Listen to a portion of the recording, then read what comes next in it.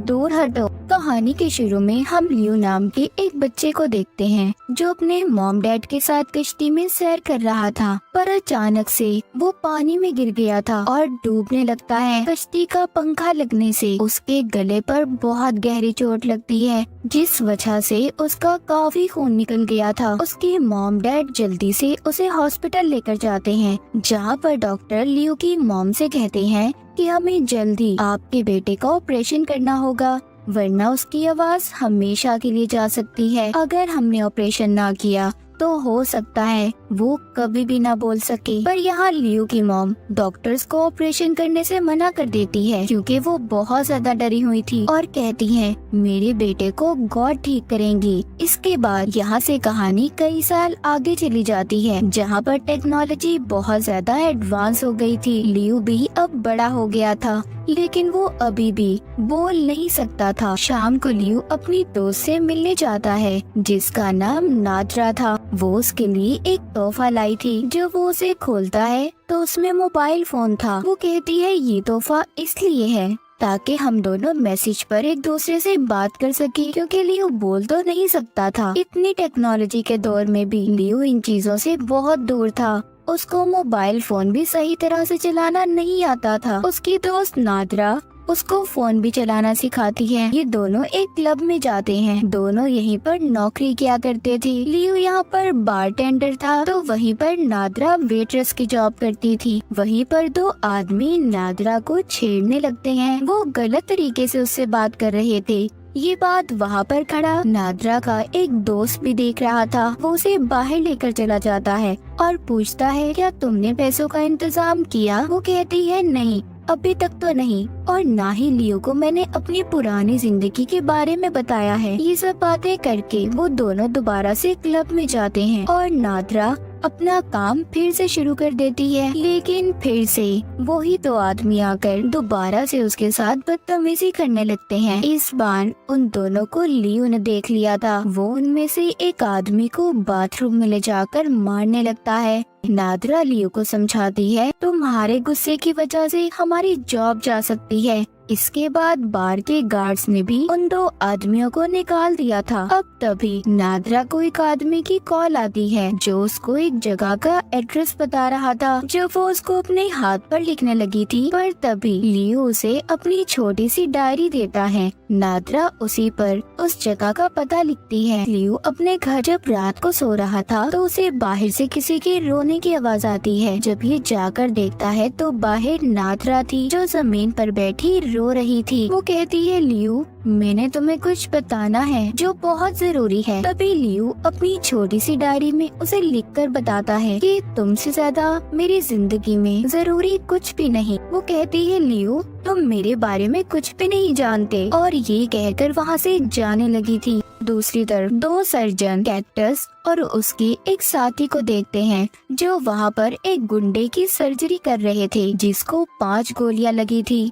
दरअसल वो एक बड़े आदमी के लिए ब्लैक मार्केट में काम किया करते थे, जिसका एक बहुत बड़ा हैकिंग का डिपार्टमेंट था। मगर अब कैक्टस इस काम को छोड़कर अपनी बेटी को लेकर यहाँ से जाना चाहता था। इसीलिए उसने अपने बॉस से अपनी और अपनी बेटी की नकली आईडी बनाने का कहा था। कैक्टस वहाँ पर जिस गुंडे की गोलियां निकाल रहा था उसके साथी से पूछता है तुम्हारे बॉस कब तक मेरा काम करेंगे? वो कहता है बहुत जल्दी। लियो जब एक कॉफी शॉप में कॉफी पी रहा था, उसके पास कैक्टस आता है। कहता है जिन दो आदमियों से तुमने बार में लड़ाई की थी वो यहाँ के बहुत बड़े आदमी के लिए काम करते हैं। अगर आइंदा तुमने उनसे किसी भी किस्म का झगड़ा करने की कोशिश की तो तुम जिंदा नहीं बचोगे। मगर उसकी किसी भी बात से उसे कोई फर्क नहीं पड़ता और लियो वहाँ से चला जाता है। जब वो बार में आता है तो देखता है नादरा बार में नहीं आई थी।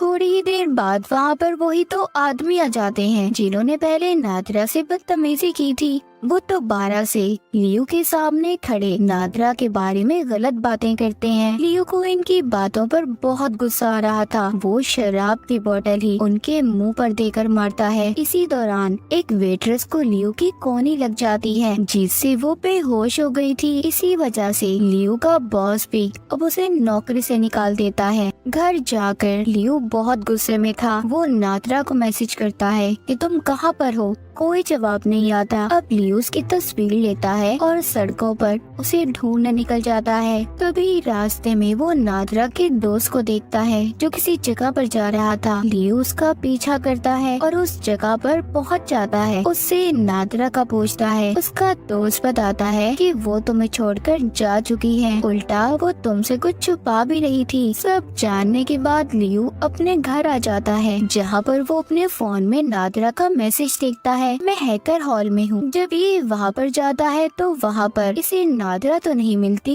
पर वहाँ वही दो आदमी थे जिन्होंने नादरा के साथ बदतमीजी की थी। वो यहाँ पर काम क्या करते थे। उन दो आदमियों के पास आता है और नादरा के बारे में पूछता है। वो इस पर गुस्सा करते हैं और कहते हैं तुम यहाँ पर क्यों आए हो, चले जाओ यहाँ से, हम नहीं जानते वो कहाँ पर है। तभी लियो को अपनी डायरी याद आती है जिसमें नादरा ने एक आदमी का पता लिखा था। अब ये जल्दी से अपनी डायरी पर उस पते को पढ़ता है, जिससे उसे उस एड्रेस का पता चल जाता है।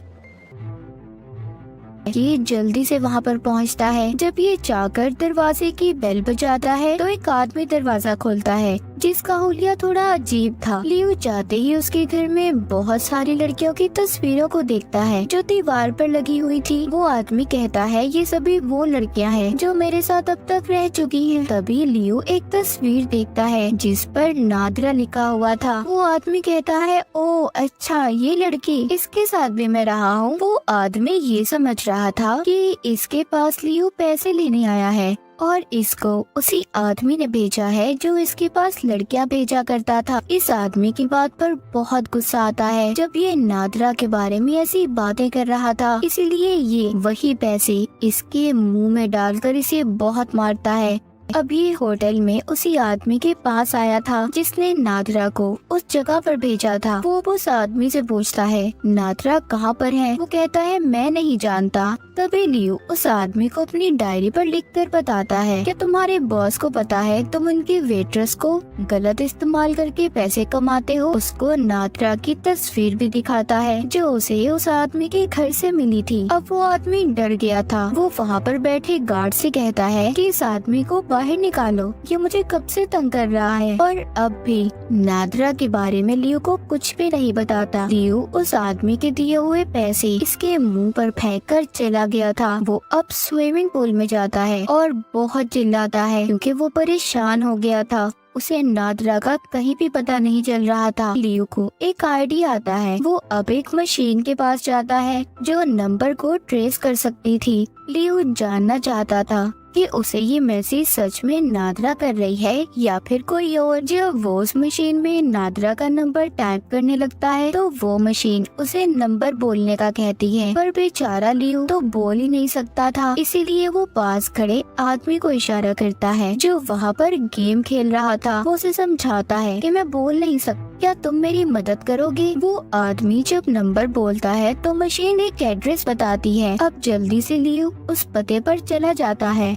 जहाँ पर उसे एक लड़की मिलती है। वो उसे अपने साथ अंदर ले गई थी और जाकर अपनी विग उतारती है। तो यहाँ पर लियो को पता चलता है कि ये तो नादरा का दोस्त था और वो तस्वीर भी जिस पर नादरा लिखा हुआ था वो भी इसी की थी। नादरा का दोस्त अब उसको बताता है कि उसे पैसों की जरूरत थी और इसीलिए मैं और वो ये काम करते थे। इतना कहकर नादरा का दोस्त लियो को बिजली से करंट लगाकर वहाँ से चला जाता है। लियो वहाँ पर बेहोश हो जाता है। उधर कैक्टस का बॉस उसके पास एक आदमी लाया था जिसे उसने बहुत मारा था। कहता है मुझे लगता है ये हमारे से कोई बात छुपा रहा है और तुम्हें जल्दी इस बात के बारे में पता करना होगा क्योंकि ये वही आदमी था जिससे लियो कुछ वक्त पहले होटल में मिला था। अब जाते हुए कैक्टस का बॉस कहता है तुम मेरा काम करो, मैं तुम्हारा काम करूँगा। तुम्हारे नकली कागजात कल तक बन जाएंगे। और यहाँ पर हमें पता चलता है कैक्टस सर्जन होने के साथ साथ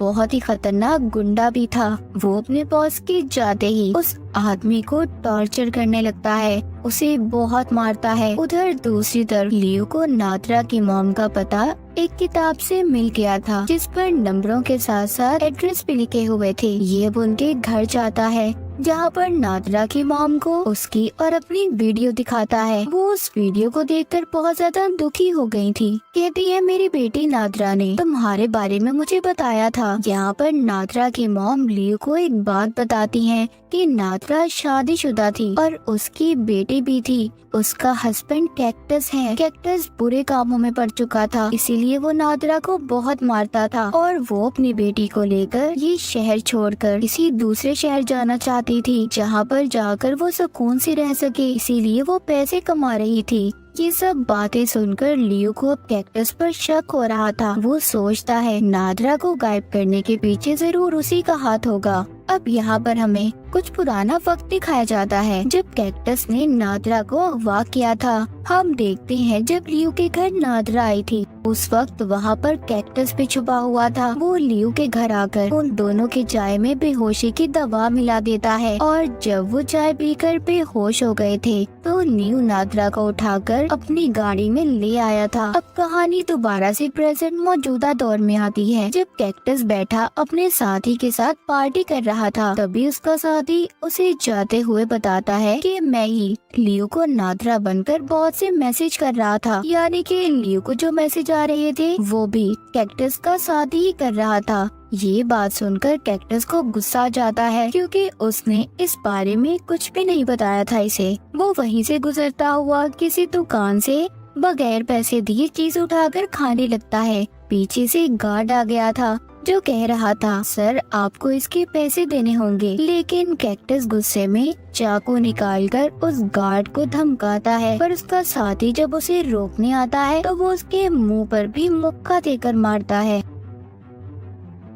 उधर लियो जब अपने घर में था, वो नादरा के नंबर पर मैसेज करके पूछता है कि कैक्टस मुझे कहाँ पर मिलेगा। उसका जवाब आता है वहीं पर जहाँ तुम पहले काम करते थे, मतलब बार में। लियो के मैसेजेस का जवाब कैक्टस का साथ ही दे रहा था। ये बहुत बड़ा लकड़ी का डंडा लेकर बाहर में जाता है, जहाँ पर ये पहले बाहर खड़े गार्ड्स को मारता है, फिर अंदर जाकर सभी लोगों को, और आखिर में बॉस के सिर में एक पुतला उठाकर जोर से मारता है, जिससे वो घायल हो गया था। लियो यहाँ से कैक्टस की सारी आईडीज और पेपर्स लेकर चला गया था। उधर दूसरी तरफ कैक्टस भी अपनी बेटी को लेकर बार में आ रहा था, क्योंकि उसने अपने नकली पेपर्स लेने थे। जब वो वहाँ पर आकर देखता है तो परेशान हो जाता है, क्योंकि सारे लोग जख्मी थे। जब ये अपने बॉस के पास जाता है तो वो जख्मी हालत में बताता है यहाँ पर लियो आया था, उसने ही सभी का ये हाल किया है। अब ये जल्दी से अपने घर की तरफ जाता है, क्योंकि वो जानता था कि उन पेपर से लियो को उसके घर का पता चल गया होगा।